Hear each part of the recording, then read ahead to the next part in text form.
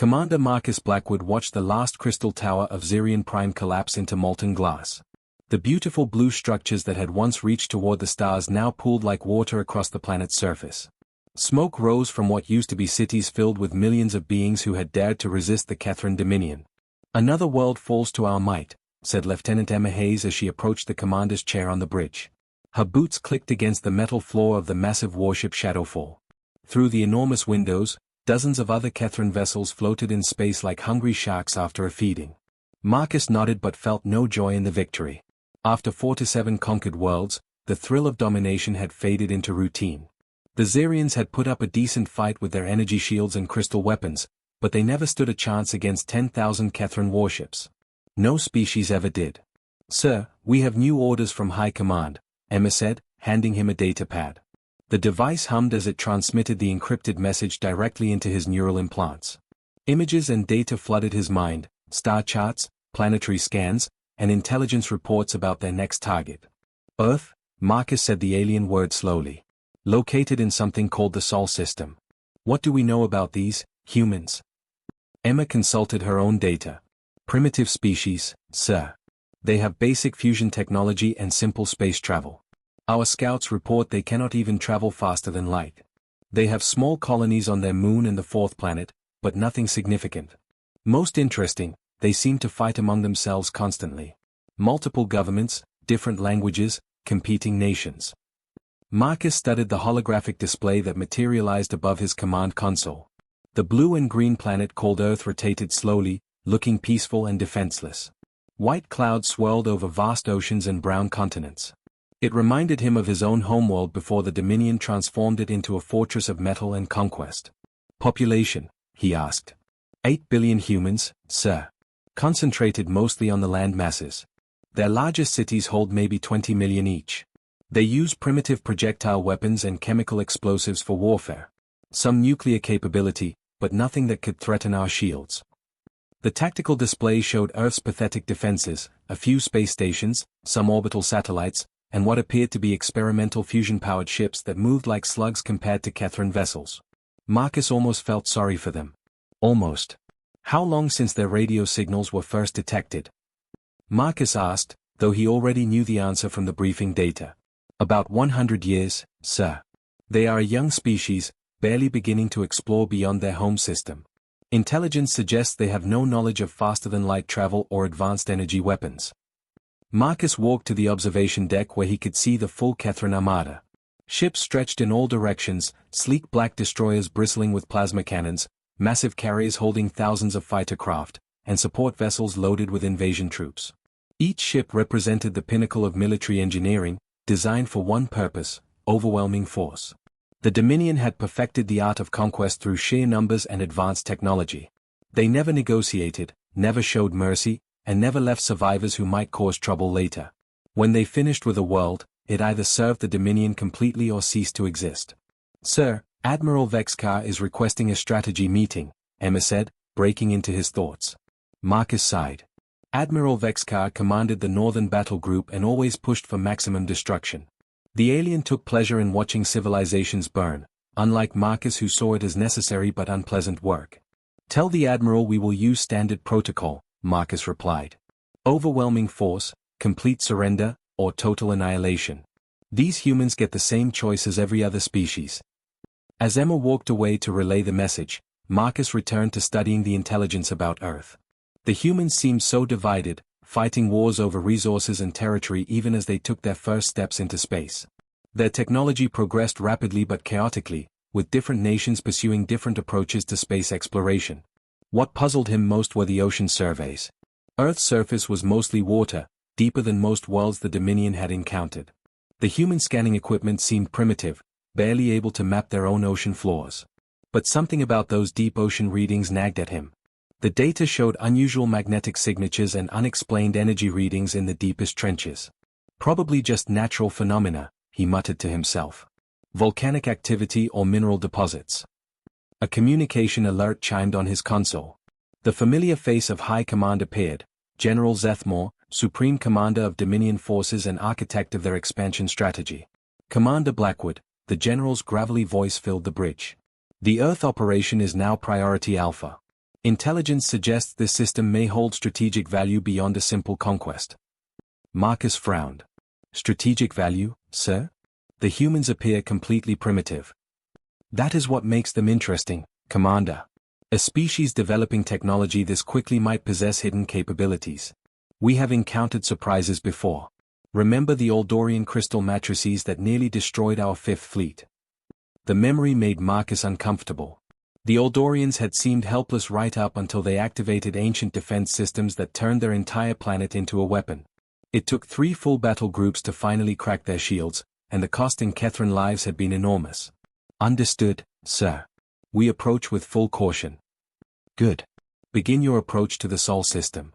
Standard intimidation protocols apply, but remain alert for unexpected developments. High Command does not want another Eldorian incident. The communication ended, leaving Marcus staring at the peaceful image of Earth.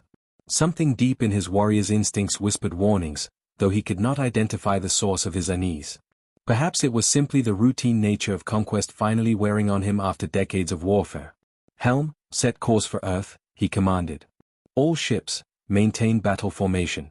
We have a new world to claim for the Dominion. The massive Armada began its turn toward the Sol system, 10,000 ships moving with deadly precision through the void of space. Dr. James Morrison wiped sweat from his forehead as he stared at the impossible readings on his computer screen. The Mariana Trench Research Station hummed quietly around him, its metal walls protecting him from the crushing pressure of the deepest part of Earth's oceans. He had been studying the ocean floor for 15 years, but nothing had prepared him for what he was seeing now. Rachel, you need to look at this, he called to his research partner. Dr. Rachel Turner hurried over from her workstation, her coffee mug still steaming in her hands. What is it, James? Another thermal vent discovery? James shook his head, his face pale. Look at the sonar readings from Sector 7. Tell me what you see. Rachel leaned over his shoulder and studied the display. The sonar painted a picture of the ocean floor 35,000 feet below their research vessel. But instead of the usual rocky bottom, the screen showed something that made her coffee mug slip from her fingers. That cannot be right, she whispered. Run the scan again. The second scan showed the same thing. What they had always believed was the natural ocean floor was moving. Slow, rhythmic pulses of light traveled across its surface in patterns too organized to be natural. The lights formed geometric shapes that stretched for miles in every direction. James, that thing down there is bigger than Manhattan. How did we never notice it before? Because it was not doing this before, James replied, his voice shaking. Whatever it is, something has awakened it. Across the room, their communications equipment crackled to life. Dr. Margaret Collins, director of the Deep Ocean Research Project, appeared on the video screen. Behind her, James could see other scientists running around in obvious panic. James, Rachel, are you seeing the same readings we are getting from other research stations? Other stations? Rachel asked. You mean this is happening elsewhere? Margaret nodded grimly. The Puerto Rico Trench, the Japan Trench, the Peruchili Trench. Every deep ocean research facility is reporting the same phenomenon. Massive structures on the ocean floor are becoming active. Things we thought were natural formations are lighting up. On their sonar display, more patterns appeared.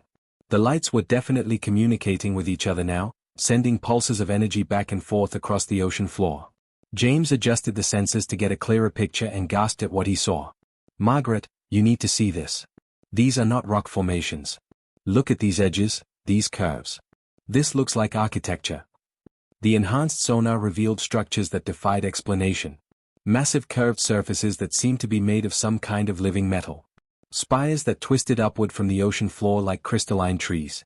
And everywhere, those pulsing lights that moved with clear intelligence. Captain Tom Bradley, monitoring space traffic from Lunar Base, called Earth with urgent news. His voice crackled through the communication system with barely contained excitement and fear. Control, we have a situation up here. Unknown objects in the asteroid belt just activated. They are scanning our solar system with technology we do not recognize. Dr. Collins frowned. Scanning for what, Tom? I do not know, but whatever they are looking for, they seem to have found it. The scanning beams are all pointing toward Earth now. Specifically toward our deepest ocean trenches. James felt a chill run down his spine. Margaret, I think whatever is waking up down here is connected to what Tom is seeing in space. As if responding to his words, the ocean floor far below their research station began to change. The lights grew brighter and more frequent. New sections of the massive structure powered up, revealing even more impossible architecture. Towers and domes that had been dark for who knew how long suddenly blazed with bioluminescent energy. The water temperature is rising, Rachel reported, watching her instruments with wide eyes. Not from thermal vents. The structures themselves are generating heat. How is that possible? James asked. Those things would have to be alive to generate heat like that. Before Rachel could answer, their proximity alarms began screaming. Something enormous was moving on the ocean floor directly beneath them. The sonar showed a section of what they had thought was solid ground beginning to separate and rise. Emergency ascent. James shouted. Whatever that thing is, it is coming up. Their research submersible began its rapid journey toward the surface, but the thing below them moved faster than should have been possible. On the sonar, they watched in terror and amazement as something the size of a city broke free from the ocean floor and began rising through the water. As they broke the surface, James and Rachel found themselves in the middle of a storm unlike anything in recorded history. But it was not wind and rain that churned the ocean. Massive forms were emerging from deep waters all around the planet. From their emergency life raft, they watched something impossible breach the surface nearby. It looked like a mountain had decided to fly, but the surface was not rock. Smooth biomechanical curves caught the sunlight, and crystalline structures along its back pulsed with inner light. Water cascaded from its sides as it continued to rise, revealing more of its incredible size. My God, Rachel whispered. How long have they been down there? Similar reports flooded in from around the world. Off the coast of Japan, fishing boats reported massive whale-like creatures emerging from the deep, but these whales had metallic skin and fins that seemed to bend space around them. Near the coast of Chile, oil rig workers watched in amazement as jellyfish-like beings the size of aircraft carriers rose from the depths, their transparent bodies containing what looked like captured stars. Dr. Collins coordinated the worldwide response from her emergency command center. All stations report. What are we dealing with? The answer came from an unexpected source. The largest of the creatures, still rising majestically above the Pacific Ocean, began to broadcast on all radio frequencies. Its voice was ancient and patient, like the sound of deep ocean currents. Children of Earth, it said in perfect English, though somehow everyone on the planet heard it in their own language. We have slept in your deep places since before your species drew breath. But now we sense a threat approaching your world. The ancient protocols have been activated. James and Rachel looked at each other in wonder and terror, realizing that Earth's deepest secrets were finally revealing themselves. Admiral Robert Kane stood in the war room deep beneath the Pentagon, watching the biggest display screen he had ever seen. On it, 10,000 alien ships hung in space above Earth like a swarm of angry hornets. Each ship was larger than anything humanity had ever built, and they were arranged in perfect military formation. Sir, the alien fleet is broadcasting, said Communications Officer Lisa Parker. Her hands shook as she adjusted the controls. The universal translator is working, but you are not going to like what they are saying. The room fell silent as Commander Blackwood's cold voice filled the space. Every world leader was connected by video link, their faces showing the same mixture of fear and helplessness that Kane felt in his gut. Primitive humans of Earth. I am Commander Marcus Blackwood of the Catherine Dominion. Your planet has been marked for conquest. You will surrender all military forces and prepare for occupation. Any resistance will result in the complete destruction of your cities. You have 24 hours to comply. President Michael Harrison, his face pale on the main screen, looked directly at Admiral Kane. Bob, give it to me straight. What chance do we have? Kane rubbed his tired eyes. He had been a military man for 30 years, but nothing had prepared him for this moment. Honestly, Mr. President? We have 12 fusion-powered cruisers, 36 smaller patrol ships, and a handful of orbital defense platforms. Against 10,000 alien warships with technology we cannot even understand, we might as well be throwing rocks. General Patricia Williams, head of the Space Force, joined the conversation from Colorado. Our best weapons are nuclear missiles, but their ships probably have shields that could stop anything we throw at them. We are talking about a civilization that can travel between stars.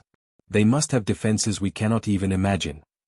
On the screen, the alien fleet began to move into attack formation. The ships spread out over Earth's orbit, positioning themselves above major cities. The message was clear: surrender or watch billions of people die. But as the world's leaders struggled to find options that did not exist, something strange began happening in Earth's oceans. Captain David Thompson, commander of the research vessel Sea Explorer, was the first to notice it. "Control, this is Thompson. We have massive disturbances in the water all around us. It looks like something huge is coming up from the deep." Similar reports came in from ships and coastal stations around the world. The Pacific Ocean began to churn and foam as if a massive earthquake was happening on the ocean floor.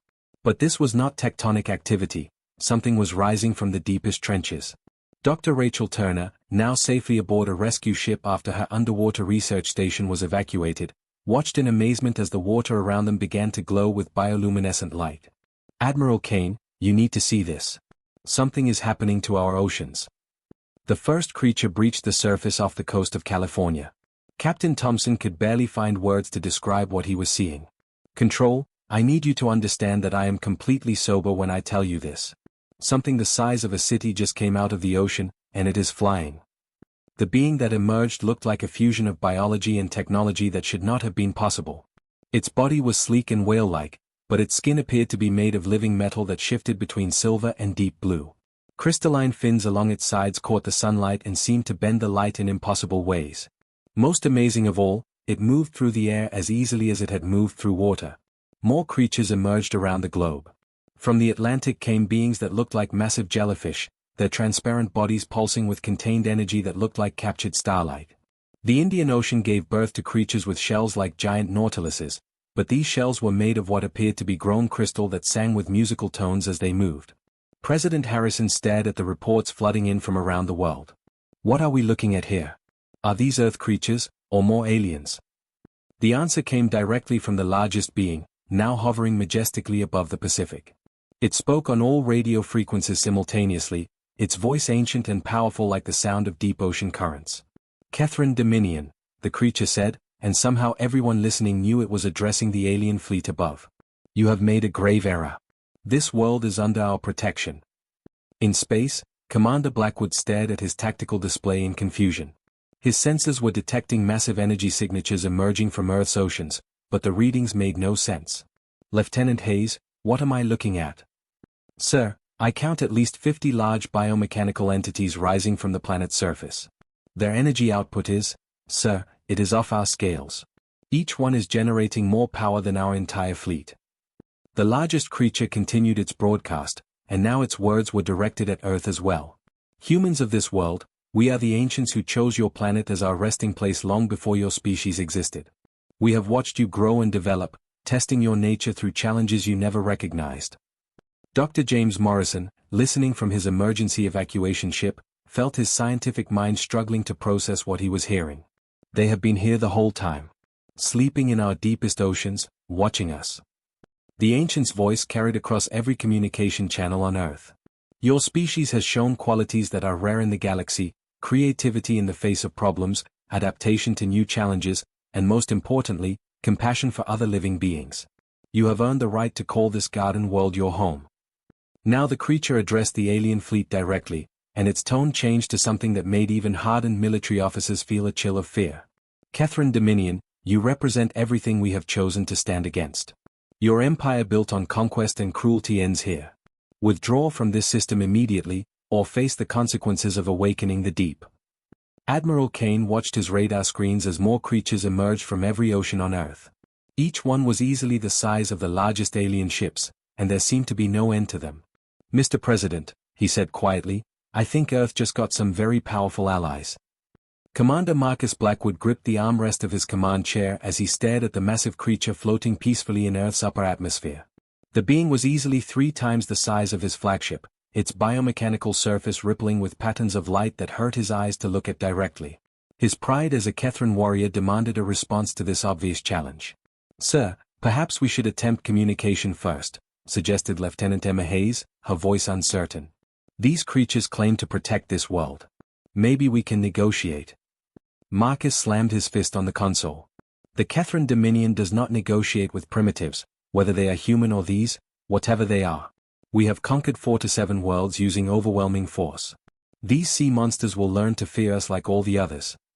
He activated the fleet-wide communication system. "All vessels, target the largest creature. I want every plasma cannon, every missile launcher, every energy weapon focused on that thing. Full power barrage on my command." Lieutenant Hayes checked her tactical display. Sir, 100 ships are in position. Combined firepower will be equivalent to destroying a small moon. Perfect, Marcus said with cold satisfaction. These aliens need to see what happens when they challenge the Dominion. Fire. Space lit up like a new star as 100 Kethran warships opened fire simultaneously. Plasma beams hot enough to melt titanium, particle beams that could crack planets, and fusion missiles that could level cities all converged on the floating creature in a display of raw destructive power. The combined attack struck the Leviathan's hull with enough force to destroy a fleet of human ships. The energy should have vaporized the creature instantly, reducing it to atoms scattered across space. Instead, something impossible happened. The massive bioship absorbed every joule of energy. The plasma beams, the particle weapons, the nuclear explosions, all of it simply vanished into the creature's living metal skin. For a moment, the being's surface went dark, as if it were digesting the attack. Then patterns of light began dancing across its hull, beautiful and hypnotic, as if the creature was somehow converting the deadly energy into art. What just happened?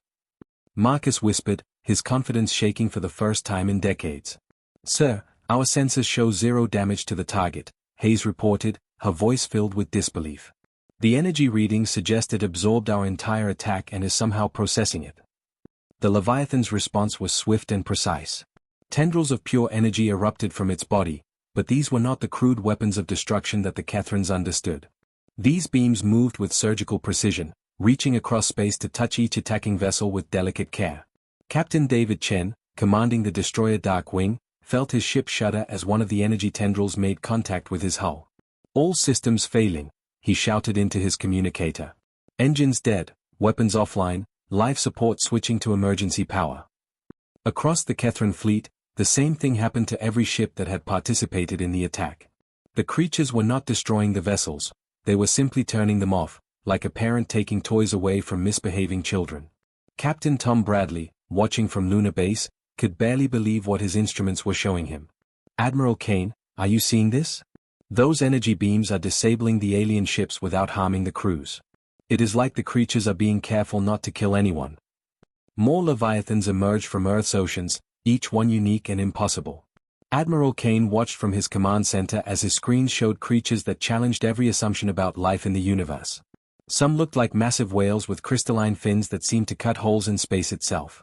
Others resembled jellyfish the size of cities, their transparent bodies containing swirling galaxies of light. Dr. Rachel Turner, aboard her research vessel, stared in wonder at a creature rising near her position. This one looked like a combination of an octopus and a spacecraft, with tentacles that moved through water and air with equal ease. Along its sides, she could see what looked like viewing ports, suggesting these beings were not just alive but intelligent enough to build living ships. James, are you recording this? She called to her colleague Dr. James Morrison. These things are not just biomechanical. They are living spaceships. Each one is a creature that chose to become a vessel. The largest Leviathan, the one that had absorbed the Kethran attack without harm, began to move.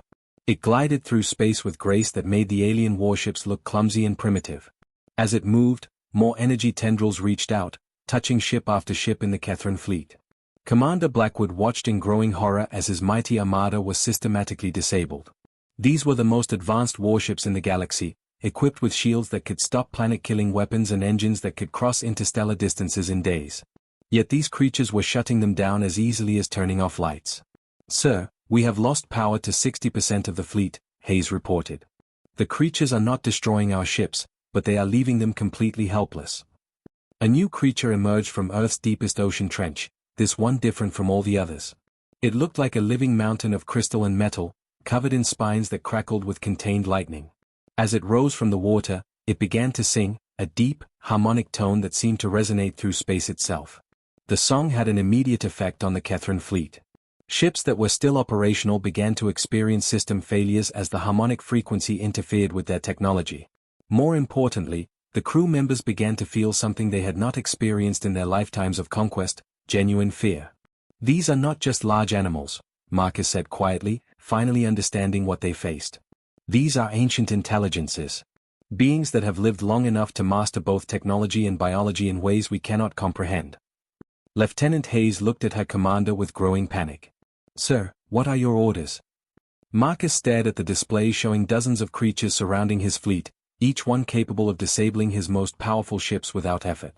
For the first time in his career as a conqueror, he realized he was facing something beyond the Dominion's ability to destroy. "Signal Admiral Vexcar," he said slowly. "Tell him we need to reconsider our approach to this system." President Michael Harrison stood in the White House Situation Room, surrounded by world leaders connected through secure video links. The massive screens showed something that would have been impossible to believe just hours earlier: ancient creatures the size of cities floating peacefully above Earth's oceans, while 10,000 alien warships drifted powerlessly in space. The largest of the Leviathans had established direct communication with Earth's governments. When it spoke, its voice carried the weight of countless ages, like the sound of continents shifting or glacier moving across the world. "Leaders of humanity," the ancient said, and somehow every person on Earth heard it in their own language. "The time has come for truth.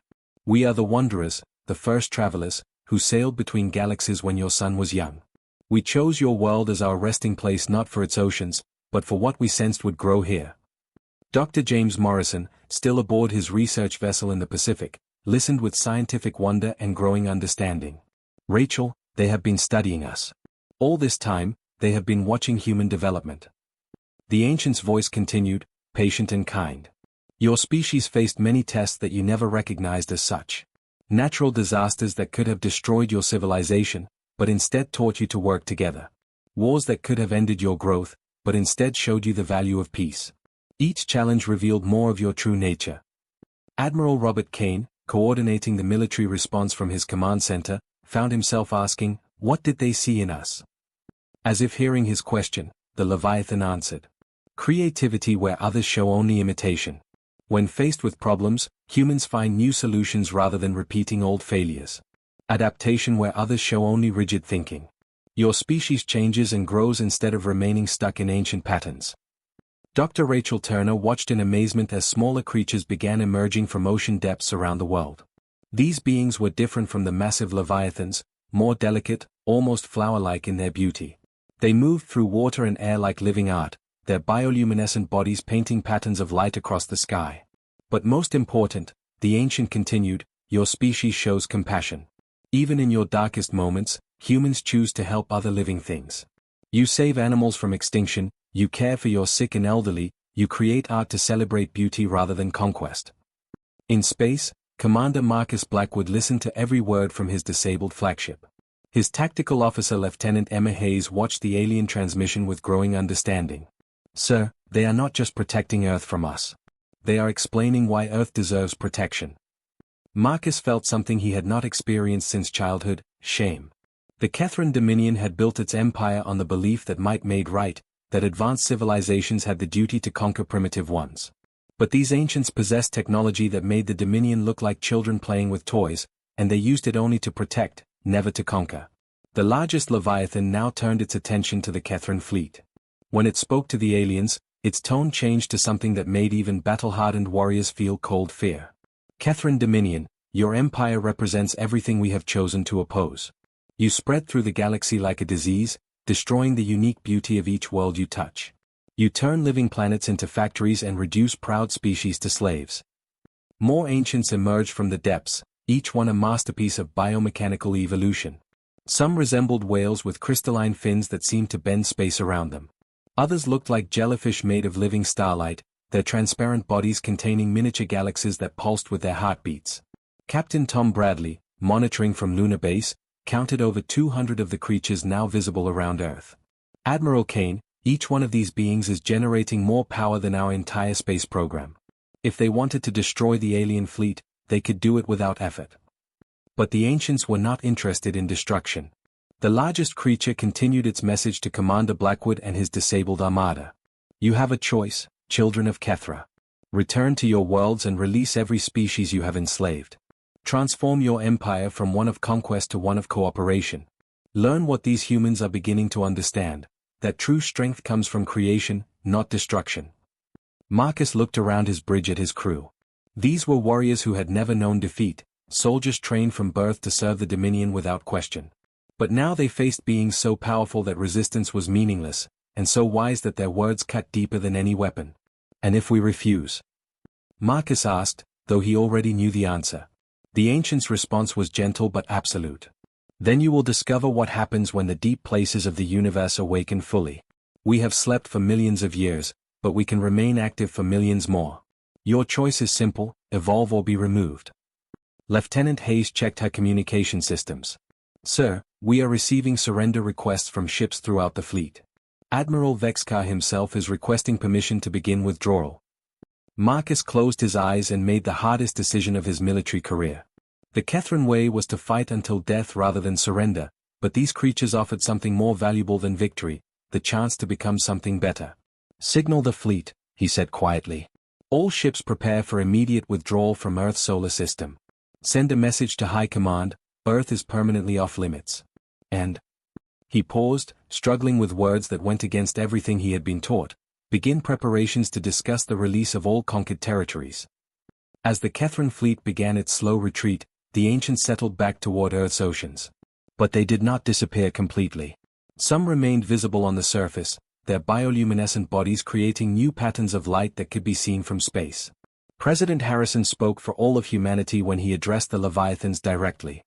What happens now? What does this mean for Earth? The ancients' response filled every human heart with wonder and possibility.